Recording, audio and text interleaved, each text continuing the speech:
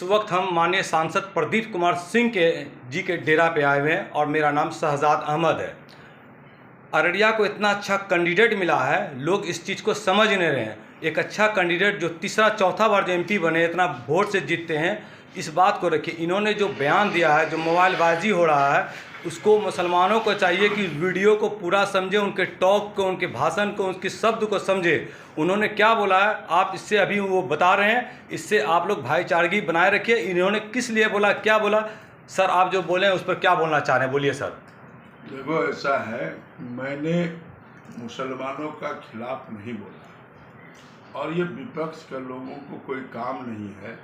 मैंने कहा कि हिंदुओं को संगठित हो जाओ। इलेक्शन जब आता है, हम सब दिन सबका एमपी रहते हैं और जब एक दिन वोट आता है तो लोग जात पात में बढ़ता है। इसीलिए कहा कि हिंदू एक सभ्यता है, हिंदू हमारी संस्कृति है, हिंदू सनातन है और हिंदू वह धर्म है जो किसी को हानि नहीं किया आज तक।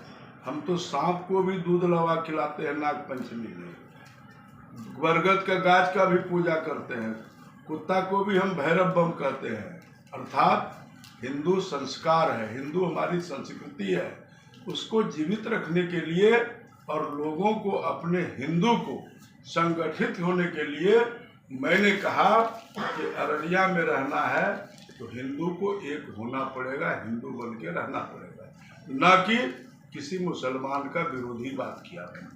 मुसलमान को हो या हिंदू को, सिख को हो या ईसाई को हो, सबको अपने अपने धर्म का प्रचार करने का पूर्ण अधिकार है।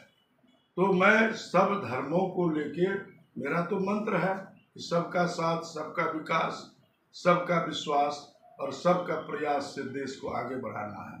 हाँ, कोई अगर घुसपैठी है, बांग्लादेशी है, रोहिंग्या है, तो उसका खिलाफ मैं कल भी बोला था, आज भी बोलूँगा।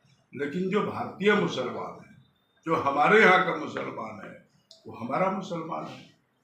तो भारत में हमने कल यह कहा कि अररिया में रहना है तो हिंदू को संगठित होकर रहना है, गोलबंद होकर रहना है, एक होकर रहना है, तभी ना हमारा सरकार बनेगा, तभी ना हम प्रधानमंत्री रहेगा, तभी तो देश का विकास होगा।